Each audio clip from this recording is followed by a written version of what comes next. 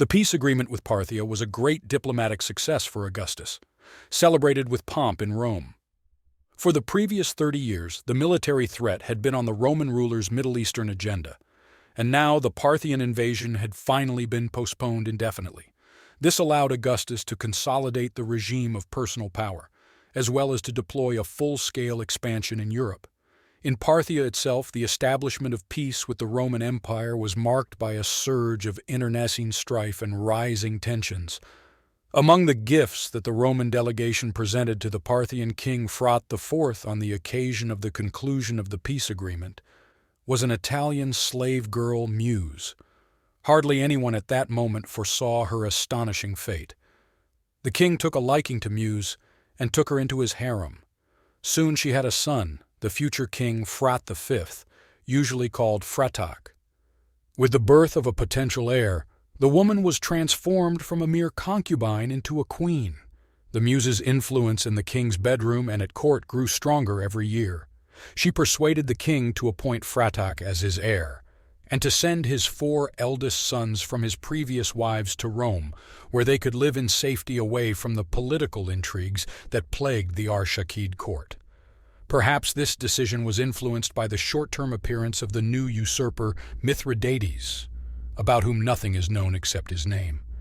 In any case, the princes, their wives and sons were handed over to the Syrian governor Marcus Titius and taken to the court of Augustus, who did not fail to publicly announce his new diplomatic success.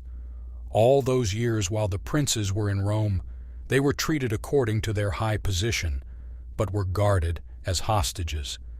Now nothing could prevent the muse from poisoning the aged Phraates, who had died, and placing her son on the throne.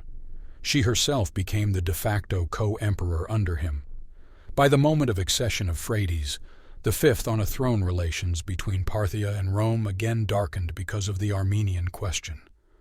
When the Armenian king Tigranes III died, his son Tigranes IV ascended the throne arbitrarily, with the support of the anti-Roman party of nobles, who hurried to establish friendly relations with the Parthians. To influence the sympathies and antipathies of the new Armenian ruler, Augustus sent his stepson Tiberius to the east. However, the latter was delayed in Rhodes and actually withdrew from the fulfillment of the assignment given to him. Then Augustus, in the next year, passed the throne of Armenia to Artavas III, the brother of the previous king, who was brought up in Rome from childhood and spent most of his life here. Artavas managed to gain the support of the pro-Roman nobility and overthrew his nephew from the throne, and he fled with his supporters to Parthia. However, Artavas also failed to stay in power. He was overthrown by Tigranes, who returned not without the help of the Parthians. The situation required decisive intervention, and Augustus sent to the east his grandson Gaius Caesar. His departure from Rome was accompanied by a noisy propaganda campaign. When news of Gaius's mission reached Parthia, the alarmed Fraticus sent an embassy to Augustus. In a personal letter, he explained his actions towards Armenia and made the return of his brothers, who lived in Rome as hostages, a condition for further observance of peace. Augustus gave a harsh answer, refusing to recognize Fratak's royal title. The latter did not remain in debt. Relations between the two powers seemed to be on the verge of breaking down. Alarmed by this turn of events, Tigranes of Armenia tried to make peace with Augustus on his own. He sent appropriate gifts to Rome, where he was eventually recognized as the legitimate ruler of Armenia. After that, Fraticus also found it necessary to make reconciliation. To this end, he met Gaius in person on an island in the middle of the Euphrates. Accompanied by a demonstration of the military might of both sides, the negotiations took place in a highly confidential atmosphere and resulted in a compromise. The Parthians renounced all claims to Armenia, and the 4 Parthian princes remained in Rome from now on. The following year, Tigran IV died at the hands of nomadic Alans who invaded Armenia. With him, the 200-year reign of the Artashaside dynasty was interrupted. His sister and wife Erato soon abdicated the throne. With the consent of Augustus, Gaius Caesar raised Ariobarzan II to the Armenian throne. Part of the Armenian nobility refused to recognize Ariobarzan as their king and revolted. In summer, Gaius invaded Armenia and suppressed the unrest. A significant part of the rebels took refuge in the fortress of Artagir. Adon, who led them, agreed to surrender the fortress and invited Gaius to a meeting to personally hand over the treasures stored there. The invitation turned out to be a trap. During the meeting, Gaius was wounded by a spear but still managed to escape thanks to his bodyguards. The fortress was taken and all its defenders were killed. The wound was serious. Gaius had to resign and go to Rome. On the way there, he died. Ariobarzan was forced to fight the rebellious nobility alone. In the same year he died, passing the power to his son Artavaz IV. Fate did not spare Phratak either. He married his mother Muse. Her image appeared on Parthian coins next to the traditional royal profile. Although Eastern rulers often married their sisters, such a blatantly incestuous marriage still did not fit within accepted expectations. The nobles revolted. Phraticus and his mother were killed. Orad III became the new king, but he too soon had to give up his power. The conspirators killed him during a hunt, after which they asked Augustus to send one of the sons of Phraates IV. Augustus sent them the eldest, Vonon I, who became the next king of kings. Although the Parthians welcomed Vonon with joy, they soon had to be cruelly disappointed in him. Soon another pretender to the throne appeared, the ruler of Atropatena Artabanus III, who was a relative of Arsacides from his mother's side. His first attempt to take the throne failed. He was defeated and sought refuge in the mountain fortresses of his dominions. Vonon issued a series of coins with a legend glorifying his victory. Artabanus managed to gather a new army with which he resumed the war and this time defeated his adversary. Vonon fled first to Seleucia on Tigris and then to Armenia. The local throne was vacant again at this time, after the nobles overthrew Tigranes V, who ruled the country. For a short time, Vonon managed to establish himself as king here. However, Artabanus was not going to tolerate his adversary on the throne and resolutely demanded Rome to remove him. The aged Augustus, who was at that time on the threshold of death, was not going to unleash a new conflict with Parthia because of his protege. Syrian viceroy Cretic Silon, under a plausible pretext, called Vonon to himself in Antioch and put him under arrest. He was given a royal title, a palace, luxurious maintenance, and proper honors. But Vonon's every step was watched by a watchful guard. Having removed Vonon from Armenia, Artaban tried to give the throne to his son Orad, but he was not accepted by the local nobility. To resolve the Armenian issue, Tiberius, who had succeeded Augustus, sent his nephew Germanicus to the east. Germanicus came to Armenia and placed the royal diadem on the head of the Pontic prince Zenon, in favor of whom the majority of the Armenian nobility spoke out. It turned out to be a rare successful choice. Zenon took the royal name Artaxius I and successfully ruled the country for the next 17 years. From Armenia, Germanicus traveled to Syria, where he met with the ambassadors of Artabanus. The king confirmed the previous treaties with Rome, concluded by his predecessors, and as a pledge of friendship asked to remove Vonon from border Syria, where he had the opportunity to stir up discontent among his former subjects. This request was honored. Vonon was transferred to Pompeiopoulos in Cilicia. In 19, he bribed the guards and tried to escape back to Armenia, but the guards caught up with him and killed him, fearing that the king would expose their involvement in organizing the escape. Vonon's death solidified Artaban's position, allowing him to end the uninterrupted succession of usurpations and keep him on the throne for nearly a decade and a half. During all this time, Artabanus remained faithful to the treaty with Rome, so that during the reign of Tiberius, Syria remained without a governor for many years. The end of the lull came in 35, when the Roman protege Zeno Artaxius, who ruled Armenia, died without leaving an heir. The ambitious Artaban III immediately proposed to the Armenian nobility the candidacy of his eldest son, Arshak. Having received refusal, he nevertheless gathered to impose his decision by force, invaded Armenia with an army, and occupied its capital Artaxatu. In response, Tiberius handed over the Armenian kingdom to Mithridates, brother of the Iberian king Pharasmana, and promised the latter a reward for supporting the Roman pretender. Bribed servants poisoned Arshak, after which Pharasmon easily took Artaxata and enthroned his brother. At the same time, Tiberius put up against Artaban, his brother Vonon Frat, who had been living in Rome for almost half a century.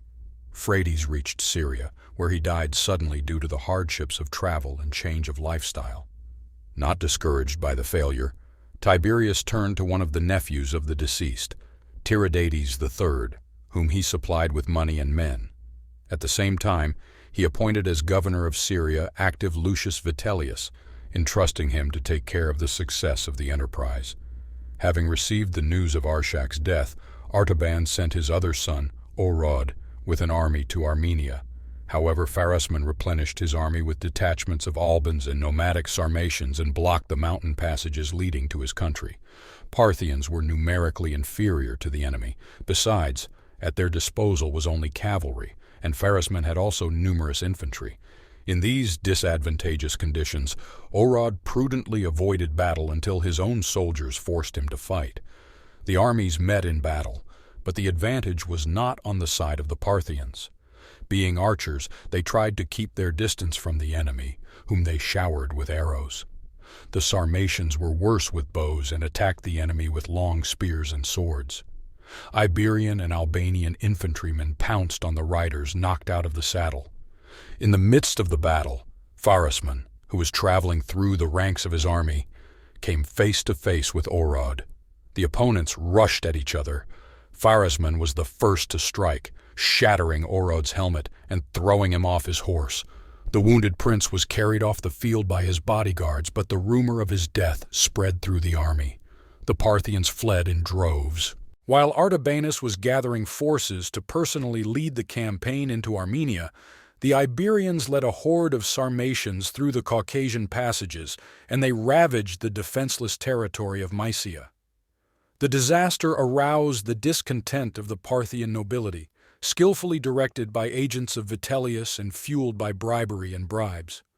When Tiridates, accompanied by a small retinue, finally crossed the border, on his side immediately went satrap Mesopotamia Ornospad and prominent nobles, Sinac and Ardages.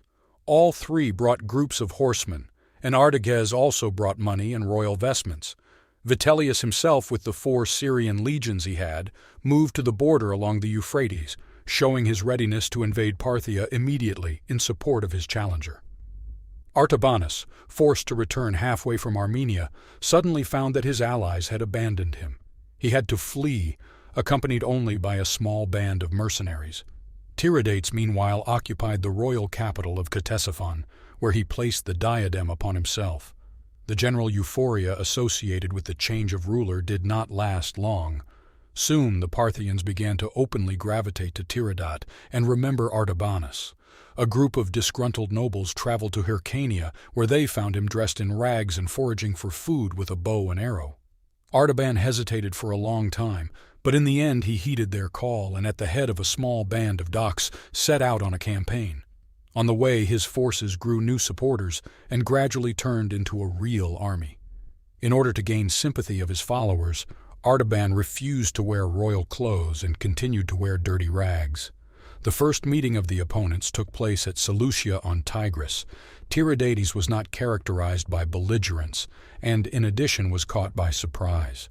On the advice of Artages, he decided to abandon the battle, leave the capital and retreat to Mesopotamia, where Armenian detachments were to come to his aid. The retreat soon turned into a flight. Most of the army deserted or went over to Artabanus's side.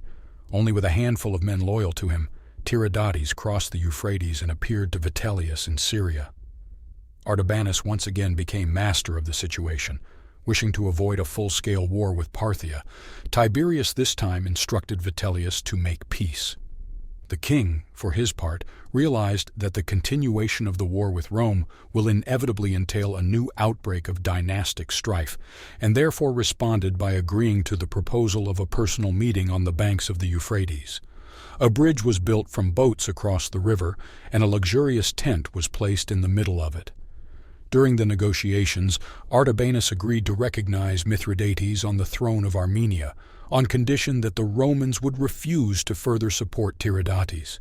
In addition, the king pledged to give his son Darius as a hostage and swore to strictly honor the agreement.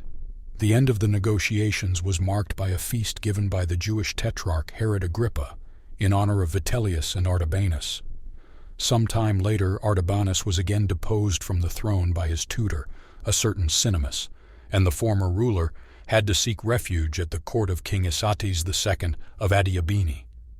Artaban managed to return to the throne for the last time shortly before his death through the mediation of his hospitality. He had several sons by different wives. The eldest of them, Vardan I, succeeded his father. Vardanus resubjugated Seleucia on Tigris, which had maintained its independence for 7 years, and also tried to capitalize on the turmoil in Armenia when its ruler Mithridates was deposed by Emperor Caligula. Like his predecessors on the throne, Vardanus had to face rebellions and disobedience of the nobility. Rebellion against him was raised by his brother Gotars II, who found wide support in the eastern satrapies of the Parthian power. By his birth, Gotars did not belong to the royal family. In one of the inscriptions, his father is named Givi, probably satrap of Hyrcania. Artabanus must have adopted him in order to enlist his father's support. At first, military fortune accompanied Vardan. He managed to repel Gotarz's onslaught and defeat him in a decisive battle at the crossing of the Arund River in Hyrcania. This victory was followed by other successes, and eventually Gotarz had to flee. A few years later, the situation changed. Vardan was overthrown by conspirators who handed over power to Gotarz. The latter ruled brutally, executing many of his relatives' supporters, including killing his other brother Artaban. This cruelty prompted some of the nobles to call Vardan back. Gotarz was once again forced to flee. More clashes followed. In time, the brothers managed to agree on the division of their possessions. Vardan reigned in the western part of Parthian power, and his brother in the east. Gotarz tried to revolt again, but was defeated. Then he decided to act cunningly and bribed several servants of Vardanus, who killed their master during a hunt. Having become the sole ruler, Gotarz reigned with the same cruelty. To overthrow the hated tyrant, his opponents appealed to Emperor Claudius to send them Meherdat, son of Vonon and grandson of Phraates IV, who had been brought up in Rome as a hostage.